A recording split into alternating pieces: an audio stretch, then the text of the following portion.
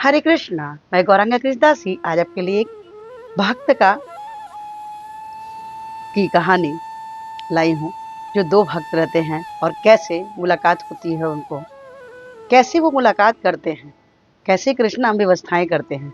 ये कहानी उसके ऊपर है और ये एक सत्य घटना है। हुआ कुछ इस तरह से कि एक बार की बात है कि एक महिला जिसका नाम राधिका था, राधिका नाम की जो महिला थी, एकादशी के दिन कृष्णा की सेवा में लगी हुई थी। सेवा भी क्या, नाम जप कर रही थी।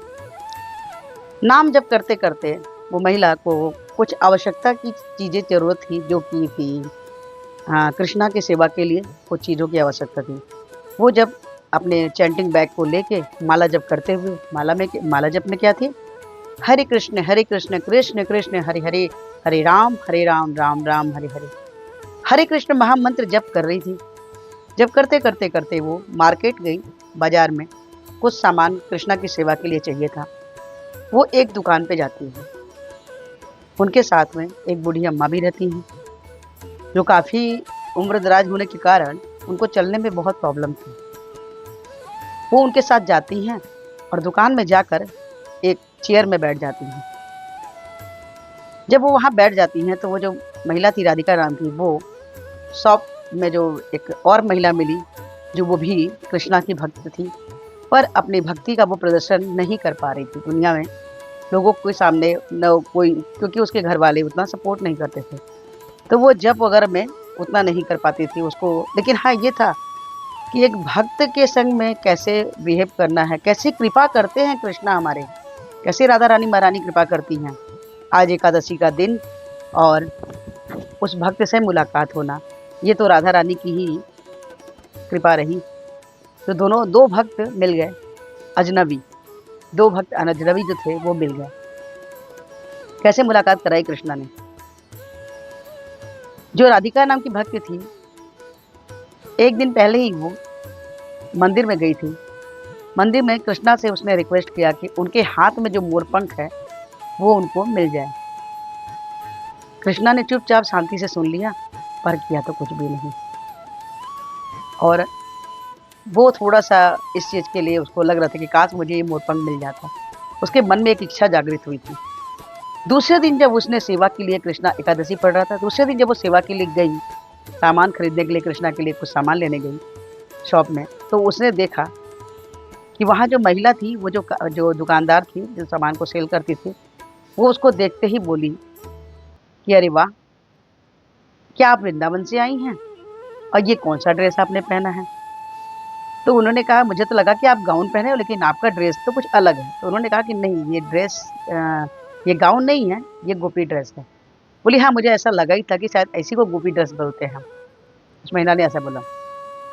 इन लोग की बातें आपस में होने लगी, चर्चाएं होने लगी और सारी बातें कृष्णा संबंधी, कृष्णा के विषय में ही चर्चा हो रही थी। पूछ रही थी, आप वृंदावन से आए हो क्या, मथुरा से आए हो क्या।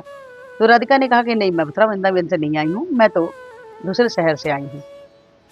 वो जहाँ रहती थी वहाँ का अपना नाम बताया कि मैं यहाँ की रहने वाली हूँ। वो महिला उनसे बात करके बहुत खुश हुई। उसने कहा कि ऐसा लगता है कि जैसे आप स्वयं कृष्णा की भक्त हैं, पर मुझे ऐसा लग रहा है कि आप खुद कोई परमेश्वर ही तो नहीं। ऐसा उसके भाव जागृत हुए उस महिला के। लेकिन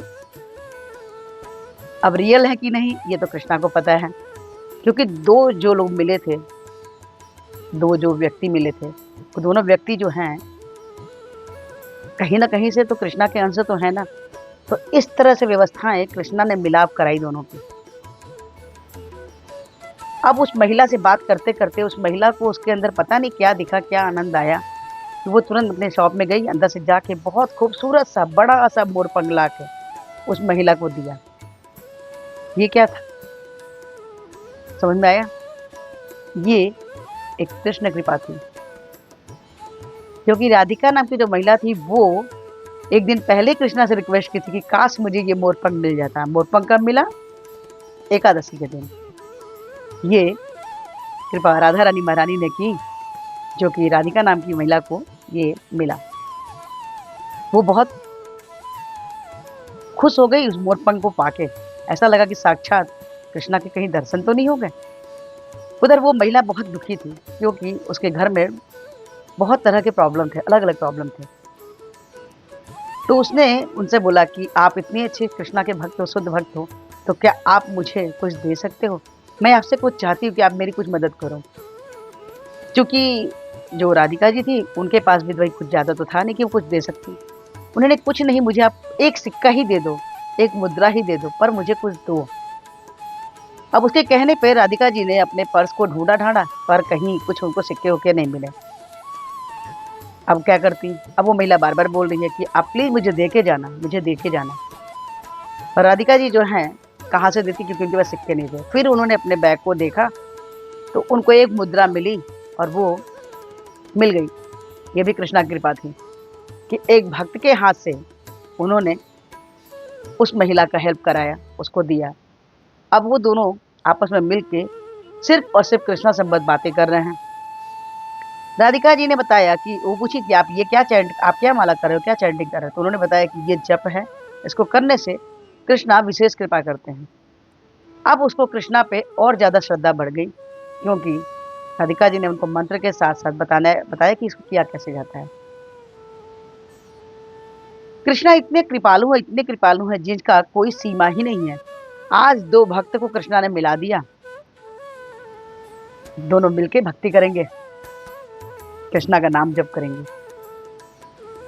राधा रानी महारानी इतनी कृपालु हैं कि वो ऐसी व्यवस्थाएँ कर देती हैं कि आदमी भक्ति में कैसे प्रोग्रेस करे, कैसे आगे बढ़े, ये सब कुछ आपको दिनों-दिन धीरे-धीरे दिखना चालू हो जाता है।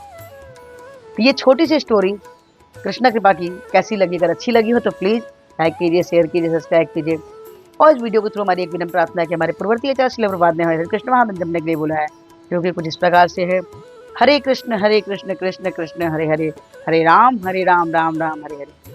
तो हरे कृष्ण महामंत्र जपिए और कृष्णा के सबसे प्रिय बच्चे बन जाइए। आज से ही एक माला जपना शुरू कीजिए। कार्तिक मास चल रहा है, कृष्णा हेतु की कृपा करते हैं और बिल्कुल करेंगे।